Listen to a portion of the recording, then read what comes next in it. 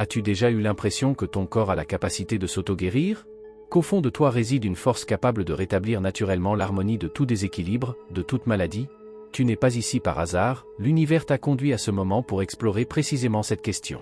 Dans un monde marqué par les progrès de la médecine et de la technologie, de nombreuses personnes s'accrochent à la croyance ancestrale selon laquelle le corps dispose d'une capacité merveilleuse, presque mystique, d'auto-guérison. Mais est-ce vraiment le cas? Le concept d'auto-guérison est profondément enraciné dans de nombreuses cultures et traditions spirituelles. C'est l'idée que le corps fonctionne comme une sorte de machine harmonieuse qui, si elle est correctement nourrie et entretenue, peut corriger elle-même tout dysfonctionnement. Des plaies coupées qui se referment d'elles-mêmes aux maladies qui semblent se résorber sans intervention extérieure, on trouve partout des exemples montrant comment le corps est miraculeusement capable de guérir. Cette idée est rassurante, car elle nous donne le sentiment que nous sommes en mesure de garder le contrôle de notre propre bien-être. Mais en même temps, une question se pose, le corps est-il vraiment le seul à contrôler ce processus? Ou existe-t-il des forces plus profondes, peut-être invisibles, qui travaillent en arrière-plan et influencent si et comment nous guérissons? Pour de nombreuses personnes, l'idée d'auto-guérison est une expression de confiance dans l'intelligence naturelle du corps. Ils pensent que si nous écoutons notre corps, lui donnons le repos nécessaire et l'aidons à trouver l'équilibre, il trouvera de lui-même le chemin de la guérison. Pourtant, il y a toujours des doutes sur cette idée. Que se passe-t-il lorsque le corps atteint ses limites? Lorsque des maladies ou des blessures graves dépassent les capacités d'auto-guérison? Est-ce alors vraiment le corps qui est aux commandes ou les forces mentales, émotionnelles ou même spirituelles jouent-elles un rôle plus important? Se pourrait-il que l'esprit, ou une force supérieure inconsciente, fixe en fin de compte le cap de notre bien-être?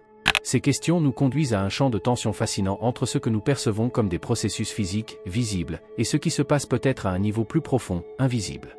Dans les chapitres à venir, nous continuerons à explorer ces questions et découvrirons si le corps est vraiment le seul acteur de l'auto-guérison ou s'il n'est peut-être qu'une pièce d'un puzzle plus grand et plus mystérieux.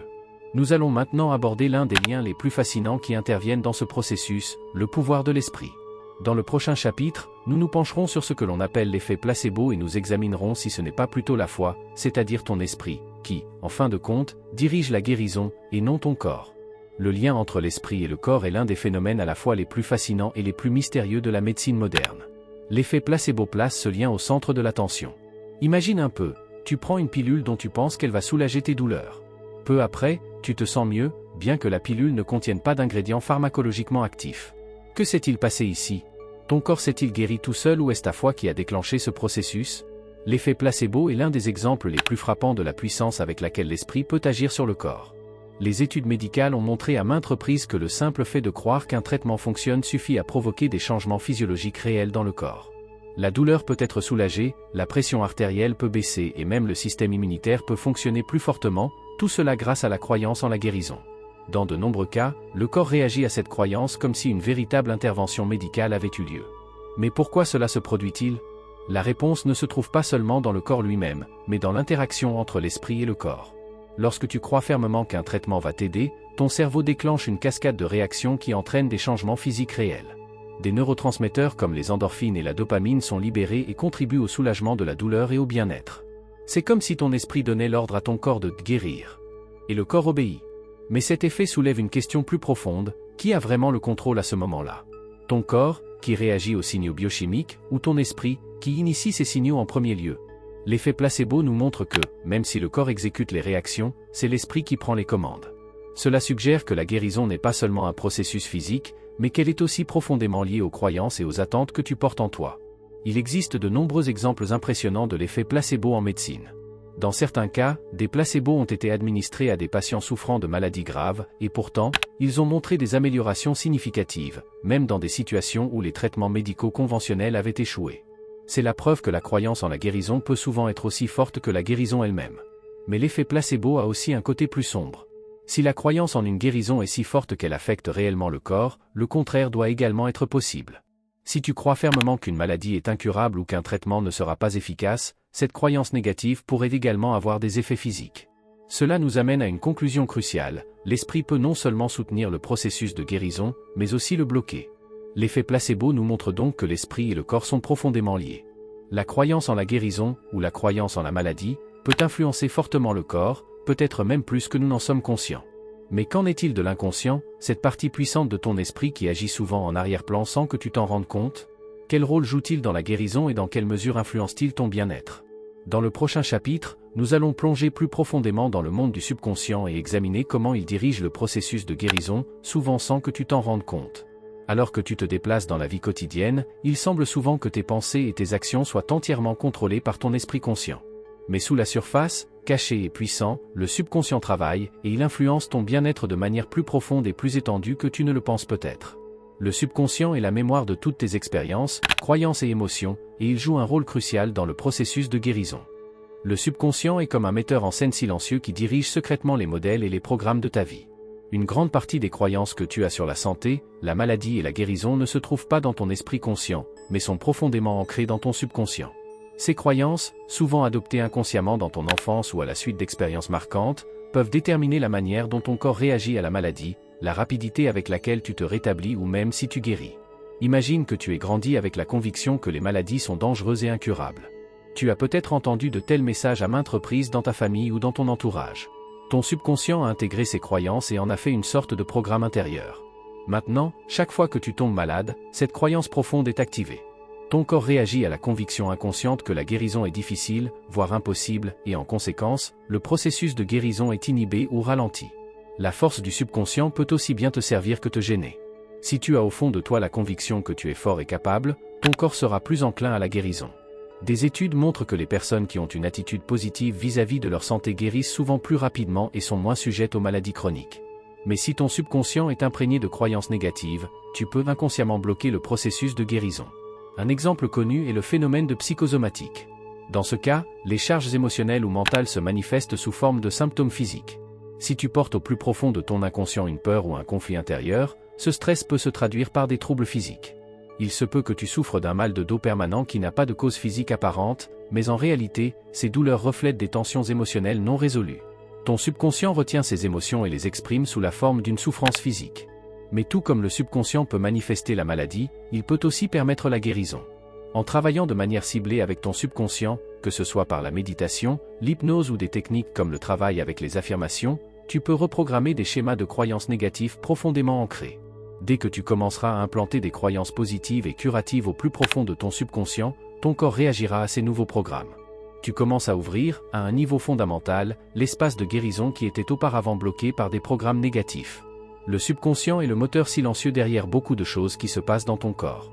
Si tu apprends à comprendre ce moteur et à travailler consciemment avec lui, tu peux non seulement accélérer la guérison physique, mais aussi créer une harmonie plus profonde entre l'esprit et le corps. Dans le prochain chapitre, nous allons maintenant nous pencher sur un autre aspect important de l'auto-guérison, les émotions. Dans quelle mesure des émotions telles que la peur, la joie ou la tristesse influencent-elles ton corps, et que peux-tu faire pour utiliser ce puissant levier de guérison? Les émotions sont les forces invisibles qui agissent dans chaque cellule de ton corps. Elles te traversent à chaque seconde, souvent sans que tu t'en rendes compte, et pourtant elles ont un pouvoir énorme sur ta santé physique et ton bien-être. Ce que tu ressens n'influence pas seulement ton état mental, mais aussi l'état physique de ton corps. En effet, les émotions sont l'un des plus puissants facteurs d'influence sur ta santé. Les émotions négatives comme la peur, la colère ou la tristesse peuvent avoir un impact profond sur ton corps. Elles agissent comme un poison qui attaque progressivement tes cellules et déséquilibre les systèmes internes de ton corps. Par exemple, si tu es en permanence stressé ou anxieux, ton corps produit davantage d'hormones de stress comme le cortisol. Ces hormones préparent ton corps à se battre ou à fuir, une réaction utile dans les situations aiguës, mais qui peut avoir des effets dévastateurs à long terme.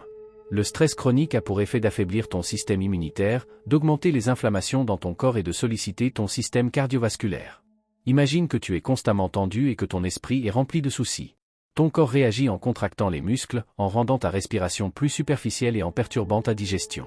De nombreuses personnes ne réalisent pas à quel point leurs émotions pèsent profondément sur leur corps, jusqu'à ce qu'elles souffrent de troubles chroniques qui, à première vue, n'ont pas de cause physique. Pourtant, ces symptômes physiques ne sont souvent que la manifestation de conflits émotionnels non résolus. D'un autre côté, les émotions positives comme la joie, l'amour et la gratitude ont un effet curatif étonnant sur le corps. Des études ont montré que les personnes qui vivent régulièrement des émotions positives ont des systèmes immunitaires plus forts et guérissent plus rapidement des maladies. Les émotions sont comme des messages qui indiquent à tes cellules comment elles doivent fonctionner. Lorsque tu es dans un état de joie et de détente, ton esprit envoie à ton corps le message suivant, « Tout va bien ». Ton corps y répond en se détendant, en activant ses capacités d'auto-guérison et en fonctionnant de manière optimale. Un exemple impressionnant du pouvoir des émotions sur le corps est le travail du médecin et chercheur Dr Norman Cousin. cousin souffrait d'une grave maladie considérée comme incurable, mais il a commencé à s'exposer de manière ciblée à des émotions positives telles que le rire et la joie. En riant pendant des heures et en cultivant consciemment des pensées positives, il a connu une amélioration spectaculaire de son état. Son cas a été connu dans le monde entier et a permis de comprendre que les émotions positives peuvent effectivement avoir un effet curatif direct sur le corps.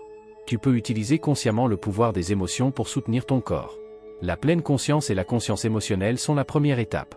Une fois que tu as identifié les émotions qui te dominent au quotidien, tu peux prendre des mesures conscientes pour transformer les émotions négatives. Les techniques de respiration, la méditation et les exercices de pleine conscience peuvent t'aider à revenir au moment présent et à éliminer les blocages émotionnels. En te permettant de vivre plus intensément des émotions telles que la joie et la gratitude, tu actives ton pouvoir de guérison intérieure. Mais quelles sont les limites de cette force d'auto-guérison émotionnelle ? Est-il toujours possible de guérir grâce à des émotions positives ou existe-t-il des cas où le corps n'est pas en mesure de se régénérer seul ? Dans le prochain chapitre, nous examinerons les limites de l'auto-guérison et déterminerons quand le corps a peut-être besoin de plus de soutien que les émotions ou les pensées ne peuvent en fournir. Aussi impressionnante que soit la capacité d'auto-guérison du corps, il y a des moments où cette force intérieure atteint ses limites. Toutes les blessures, toutes les maladies ne peuvent pas être guéries par la seule intelligence naturelle du corps. Même dans les moments où les pensées positives et les émotions fortes jouent un rôle important, il est important de reconnaître qu'il existe des situations dans lesquelles le corps a besoin d'un soutien extérieur, que ce soit par des interventions médicales, des thérapies ou d'autres formes d'aide extérieure. Les maladies et les blessures sont souvent le résultat de l'interaction de nombreux facteurs. Il existe des maladies physiques qui résultent de prédispositions génétiques, d'infections ou d'influences environnementales et qui ne peuvent pas être surmontées par la seule force de l'esprit ou les mécanismes d'auto-guérison du corps. Les maladies chroniques telles que les maladies auto-immunes ou le cancer montrent souvent que le corps, malgré son potentiel de guérison, est dépassé dans certains cas. Le cas des traumatismes graves en est un exemple. Lorsque le corps est endommagé par un accident ou une blessure grave, il ne suffit pas de faire simplement confiance aux forces d'auto-guérison. Dans de tels cas, un soutien médical est indispensable, qu'il s'agisse de chirurgie, de médicaments ou de physiothérapie.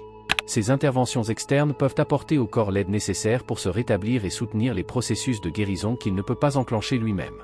Dans les cas de stress psychologique grave ou de conflits émotionnels chroniques, il se peut également que le corps ne soit pas en mesure de se guérir seul. Un stress prolongé ou des traumatismes non traités peuvent être si profondément ancrés dans le corps et l'esprit qu'ils nécessitent une aide extérieure pour être résolus. Des interventions thérapeutiques qui soutiennent l'esprit et soulagent le corps sont souvent nécessaires pour briser ces blocages profonds et ouvrir la voie à la guérison. Mais ces limites à l'auto-guérison ne signifient pas que le corps est impuissant. Cela signifie plutôt que la guérison est parfois un processus collectif. Il y a des moments où le corps et l'esprit ont besoin d'un soutien extérieur pour activer et faire progresser le processus de guérison. Ce soutien peut prendre la forme d'une technologie médicale, mais aussi de pratiques spirituelles ou de méthodes de guérison alternatives. La question qui se pose ici est la suivante. Est-ce vraiment le corps seul qui guérit ou a-t-il parfois besoin d'une impulsion extérieure pour activer sa capacité naturelle à guérir ? Ces limites montrent que l'auto-guérison n'est pas un processus isolé.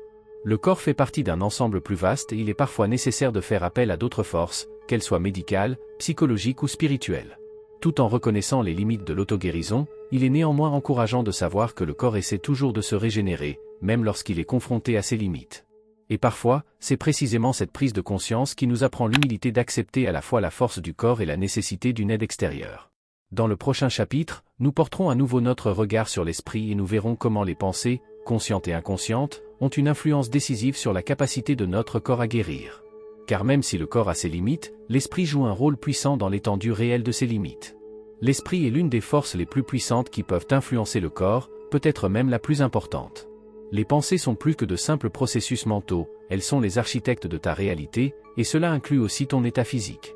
Ce que tu penses, comment tu penses et combien de fois tu répètes certaines pensées façonnent non seulement ta santé mentale, mais aussi ta santé physique. L'esprit a la capacité de favoriser la guérison, ou de l'entraver. Chaque pensée que tu as envoie un signal à ton corps. Les pensées positives peuvent générer des sentiments d'espoir, de joie et de confiance, ce qui met le corps dans un état de bien-être. Lorsque tu te trouves dans un tel état, ton système immunitaire fonctionne plus efficacement, ton niveau de stress diminue et ton corps peut se régénérer plus rapidement. Les personnes qui soutiennent consciemment leur guérison par des pensées et des visualisations positives font souvent état de progrès étonnants, même dans des situations où il n'y avait pas de solution rapide d'un point de vue médical. L'idée que tu peux influencer ta santé par tes pensées n'est pas un concept nouveau. La pratique de la visualisation, par laquelle tu imagines en détail comment ton corps guérit et devient sain, a une longue histoire dans de nombreuses traditions spirituelles et médicales. En imaginant comment les cellules endommagées se régénèrent ou comment la douleur disparaît, tu renforces les connexions neuronales dans ton cerveau qui sont liées à l'idée de santé. Ton corps suit ces images mentales, car le cerveau ne fait pas toujours la différence entre la réalité et l'imagination. Mais tout comme les pensées positives peuvent favoriser la guérison, les pensées négatives ont l'effet inverse. Les pensées de peur, de doute ou de désespoir agissent comme des poisons qui inondent ton corps. Si tu te concentres sur la maladie et que tu es constamment convaincu qu'aucune amélioration n'est en vue, tu envoies à ton corps le signal que la guérison n'est pas possible. Ce bombardement constant de pensées négatives peut devenir une prophétie autoréalisatrice. Tu t'attends à la maladie et ton corps y réagit. Un exemple puissant de ce phénomène est ce que l'on appelle l'effet nocebo, le contraire de l'effet placebo. Lorsque les gens croient qu'un traitement ne fonctionnera pas ou qu'une maladie est incurable, leur état se détériore souvent, même s'il n'y a aucune raison médicale. Ces croyances négatives envoient des signaux de stress au corps, ce qui bloque l'auto-guérison et affaiblit le système immunitaire. Mais c'est aussi là que réside le pouvoir de l'esprit. Si tu prends conscience de ces schémas de pensée, tu peux les changer. La pleine conscience et la méditation sont des outils qui te permettent d'observer et de contrôler tes pensées. Tu apprends à reconnaître les spirales de pensées négatives et à les remplacer consciemment par des pensées positives et curatives. Cette pratique n'est pas une action ponctuelle, mais un processus continu au cours duquel tu entraînes ton esprit à se focaliser sur la santé et la guérison. Un autre outil puissant pour soutenir le processus de guérison est le travail avec les affirmations. En te répétant des phrases positives et favorables à la santé, tu reprogrammeras ton subconscient et renforceras la conviction que la guérison est possible. Des affirmations telles que « mon corps est fort et se guérit tout seul » ou « j'ai confiance en la sagesse de mon corps » peuvent entraîner de profonds changements, surtout si elles sont pratiquées régulièrement. L'esprit, pourrait-on dire, est le gouvernail qui guide le cours de ta guérison. C'est l'encre qui te maintient soit dans le port de la santé, soit te conduit dans la mer agitée de la maladie. Le choix des pensées que tu nourris t'appartient entièrement, et c'est précisément là que réside le pouvoir d'influencer activement ton processus de guérison. Dans le prochain chapitre, nous poursuivrons ce voyage en explorant la dimension spirituelle de la guérison. Car au-delà des pensées et des émotions, il existe peut-être une force plus profonde et invisible qui permet d'harmoniser ton corps et ton esprit et d'élever le processus de guérison à un tout autre niveau. La guérison n'est pas seulement un processus physique ou mental, mais souvent aussi un processus spirituel. De nombreuses personnes font l'état d'expériences de guérison qu'elles ne peuvent pas décrire uniquement avec des explications scientifiques ou rationnelles. Elles parlent d'une profonde guidance intérieure, d'une intelligence divine ou d'une force universelle qui influence leur processus de guérison d'une manière qui va au-delà de la compréhension du corps et de l'esprit. La question se pose, existe-t-il une force supérieure qui guide le processus de guérison? Et si oui, comment pouvons-nous utiliser cette force de manière consciente? Dans de nombreuses traditions spirituelles, le corps est considéré comme le temple de l'âme.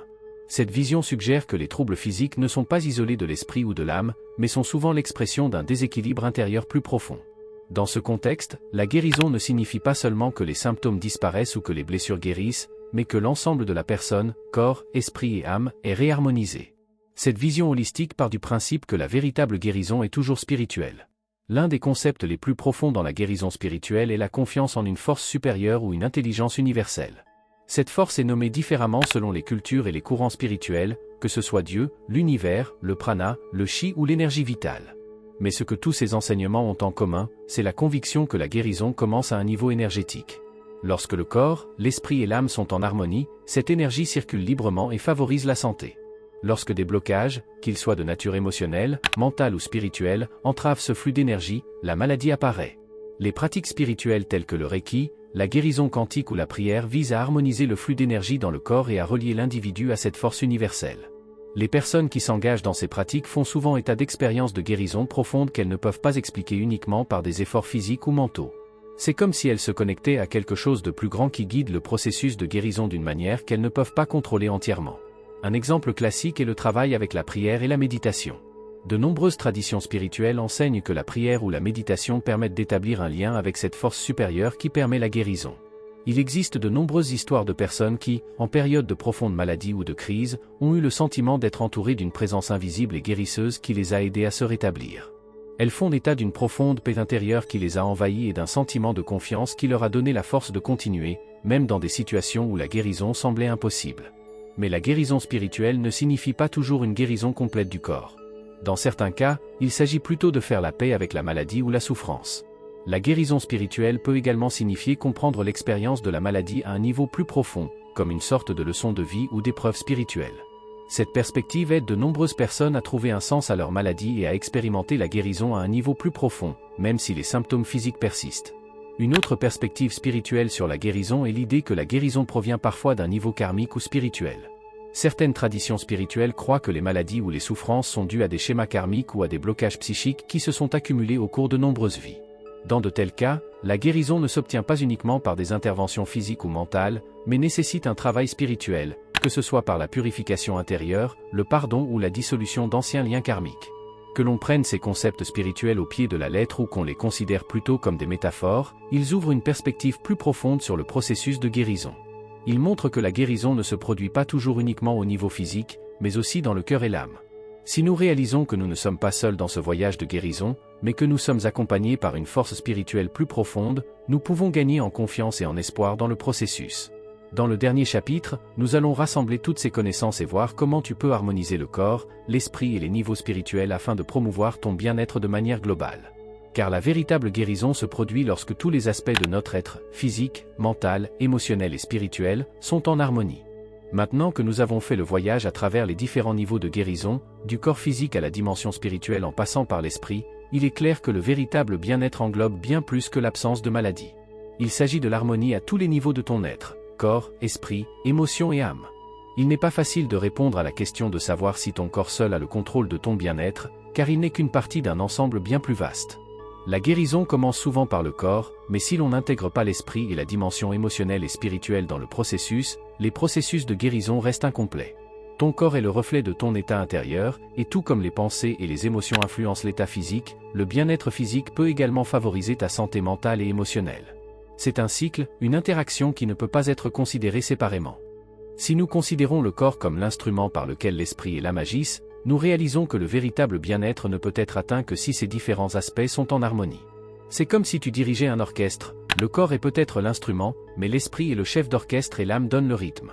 Si l'une de ces parties est déséquilibrée, l'harmonie est rompue, et cela se manifeste souvent sous forme de maladie, de stress ou de malaise.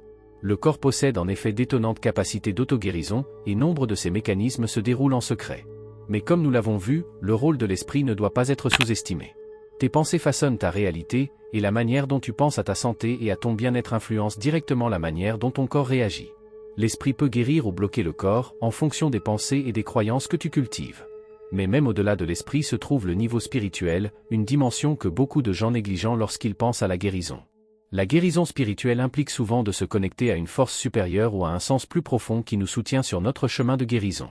Il ne s'agit pas toujours d'éliminer des symptômes, mais de reconnaître que la vie et le corps font partie d'un plan plus vaste. Cette dimension spirituelle peut nous aider à gagner en confiance, même dans les moments difficiles, et nous faire comprendre que parfois la guérison ne se fait pas dans le monde physique, mais dans l'âme. Pour mener une vie épanouie et saine, il est essentiel d'harmoniser ces différents aspects de ton être. Tu peux prendre soin de ton corps en lui donnant de l'exercice, une alimentation saine et suffisamment de repos. Tu peux soutenir ton esprit en étant attentif à tes pensées et en te concentrant sur des croyances positives et curatives.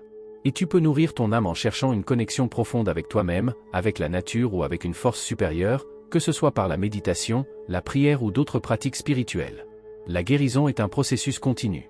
Il n'y a pas de réponse définitive à la question de savoir si ton corps seul a le contrôle de ton bien-être, car le véritable bien-être naît de la connexion entre le corps, l'esprit et l'âme.